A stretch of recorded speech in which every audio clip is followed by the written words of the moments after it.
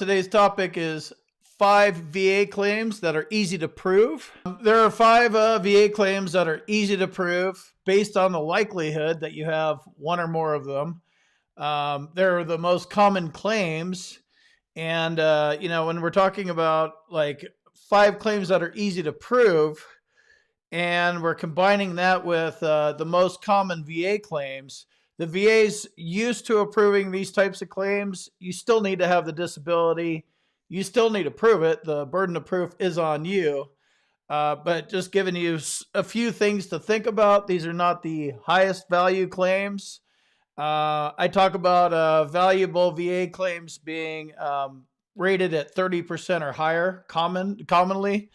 But these are the easiest ones to prove. And, really, if you don't have a high value claim that you can file and win and get 30% or higher out of the gate, then another option is to go with one of these lower value claims, 30% or lower, which could be 0%, 10%, 20, something like that.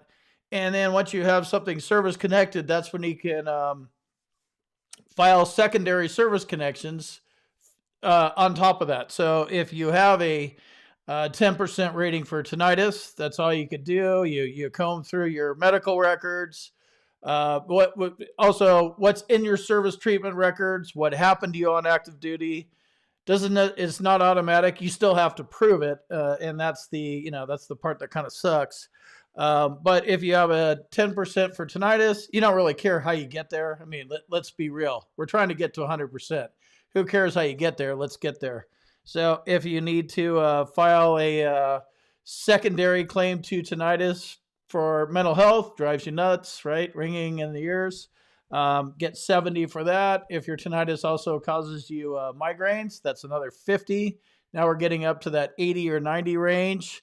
And maybe you take some meds or something like that for your PTSD and or for your migraines, and they cause you IBS or gastroesophageal reflux disease, GERD, then that could get you to 100 just off of a little foundational claim of 10%. So let's talk about the 5 VA claims that are easy to prove.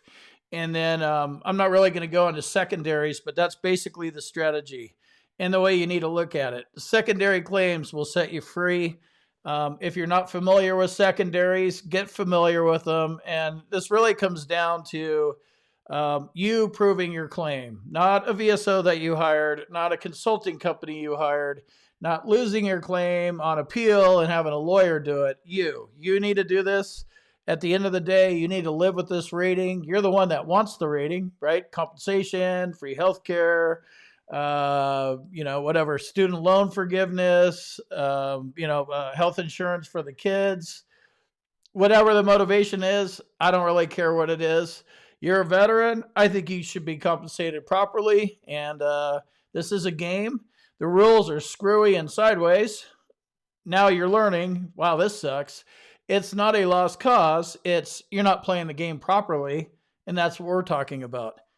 They want to play games with us? Perfect. Let's play them. So these conditions, veterans experience these at a higher rate than civilians. I get it. We're all civilians as well, but we're also veterans. We signed up. We put our life on the line. So this is one of the things that we're able to do to get compensated for what we did and what they put us through. Basic training, tech school, you name it. I don't care if you're a Navy SEAL or if you're in the Air Force like me. This isn't a battle of, well, you're a tough guy Navy SEAL and I'm just some squid in the Air Force. You signed up for doing something a little bit harder, a lot harder, I would argue. But at the end of the day, this isn't a dick measuring contest. What I did affected me differently than you, and it doesn't matter. It's not a comparison thing. It's I feared for my life, and that's it. And then I went downhill from there. So you may be you're in the mix somehow. This is about getting you compensated. So the easiest claims to prove are tinnitus, hearing loss, PTSD, scars, and knee problems. They're also the most common. That's why I picked these things to talk about. So, knee problems. I would argue that, and I will argue against myself because this is my video, right? Or orthopedic conditions in general. If you think about it, the knees are something that gets impacted a lot. I actually don't have bad knees, but I have bad feet. So I would say knees and feet would fall into the same category here. Think about it. You have complaints of knee problems and or foot problems. If you don't, good for you. Look deeper. I bet they're in there. Even shin splints. So, and this all comes down to the physical intensity. And just using this Air Force / Marines, Army, anybody, probably the Navy ran more than the Air Force did. Uh, the more of a badass that you were, the more physically demanding your job was, your training was. Like in the Air Force, I think we ran 1.5 miles once a year. Marines ran 1.5 miles before breakfast, lunch, and dinner, and it was probably more like 5 miles. So it's all relevant. Again, not measuring. Great, Marines are badass. We all get that. Everybody could agree with that. But it's not about who's a badass and what the bar is there. It matters, what happened to you, what you could prove. Tinnitus. Most common rated disability. Most people file for it. I think this one's at the top of the list because when I think you don't know what's going on, and I'm no exception, it's like, oh, okay, tinnitus. Got ringing in the ears. It's subjective, so you're reporting it. And, it's different for everybody. There's a ringing and there's a clicking. There's I don't know what it is. In your head, you finally realize that it's there after you've been tuning it out for 10 years, and then you decide to file a claim for it. For the most part, it's an easy claim to win. It's a good place to get your 10% started. And from your 10% tinnitus claim, as I mentioned earlier, that's when you can start lobbing on secondaries. Because if you think about it, if you're dealing with ringing in the ears all the time, it's causing you mental health problems. It's probably causing you headaches. And then the medications you're taking are causing you other problems like diarrhea and stuff like that. So you need to get the secondaries lobbed in there. But tinnitus is the most common one. The most common mistake I see with tinnitus claims is people do not describe it properly. In order to actually be rated, and the VA doesn't really, I guess they kind of say it, but they don't really say it as it would pertain to you. So I'll go ahead and say it. So you need to have current symptoms of tinnitus. Like right now, it needs to be bothering you. Not it bothered you from 2001 to 2009. I don't care when it started or when you realized it. It needs to be going down right now, November 2020. You need to have a diagnosis of tinnitus. Diagnosis is a little tricky because of the subjective nature of it. It's you self-report it. It's in your head. No doctor can say you don't have it. But what they're going to do is they're going to send you to a CNP exam, and they're going to send you to an audiologist, and that's where you're going to get your diagnosis from, most likely. So you got your diagnosis, you got your current symptoms. The nexus is where I see people, see veterans screw this up the most. You can get a doctor to do it, but again, you're having a doctor opine, put his opinion in on a condition that he doesn't know if you have or not, really, at all, actually. So your nexus is my current ringing in the ears that I have right now that cause me mental health problems, blah, blah, blah, blah, blah. They are absolutely linked to this period of time while I was on active duty, and then you just start running through what happened. Whatever. There was gunshots. There was a loud fan. There's a million things that cause tinnitus. Again, this isn't. You don't need to be sitting there, shelling people, in an artillery division.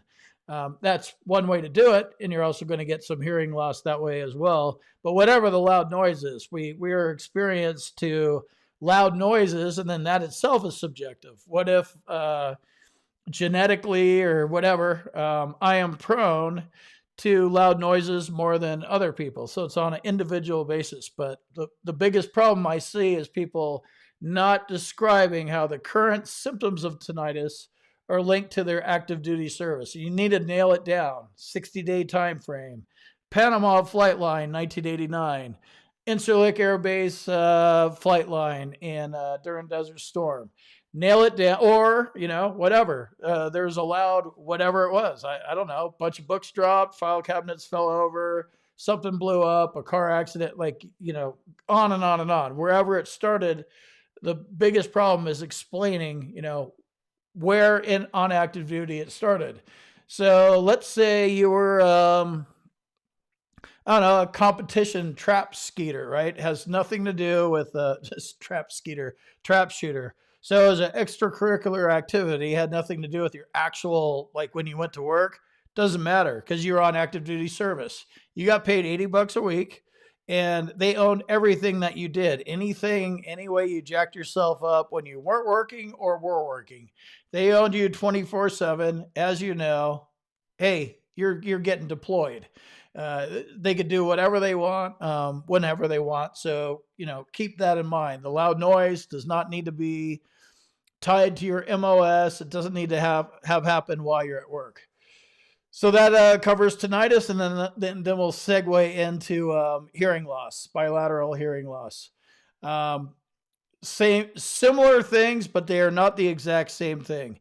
Tinnitus is a subjective condition, and it causes a variety of things. I'm not saying that hearing loss doesn't manifest itself in different ways, but at the end of the day, with hearing loss, it's something that you can go get tested for by an audiologist in an audio booth, and the result is the same. The hearing loss goes down. The decibels, you can't hear them as much. So they are closely, they closely fit together, but they are two separately rateable conditions. So if I had the choice of doing one or the other, and you don't really have a choice, it's your disabilities, but we're talking strategy a little bit here. So whether you have hearing loss or tinnitus, I would actually probably go the tinnitus route because of the subjective nature. It's easier to prove because no test can be done. The audiologist will throw you in the sound booth, but they can't say if you have it or you don't. Commonly, hearing loss is rated at 0%. The solution is they're going to put hearing aids in your ear, and that's it. Now, that said, you can file secondary claims to hearing loss for depression, for migraines, for the medication you take for the depression. But if I had the choice, I would go with tinnitus. So, this is all about, all right, cool. I'm hearing your voice right now. I'm engaged. I want to make this happen. You got to think about the easiest claims to prove and the path of least resistance. There's no need to, you're going to have enough frustration watching e-benefits and waiting, 8 months, 9 months, whatever, maybe having to wait a couple of years to challenge and win this at the Board of Veterans Appeals or the Court of Veterans Claims. But I would go with tinnitus out of these two. PTSD is number 3. Lots of post-traumatic stress disorder events. One myth is that combat PTSD is the only kind of PTSD, and that is inaccurate. It's one kind of PTSD. Combat PTSD is one. And then there's a non-combat PTSD, and that is a catch-all for all the rest of them. So if you had a post-traumatic event, you're going to have a stressor.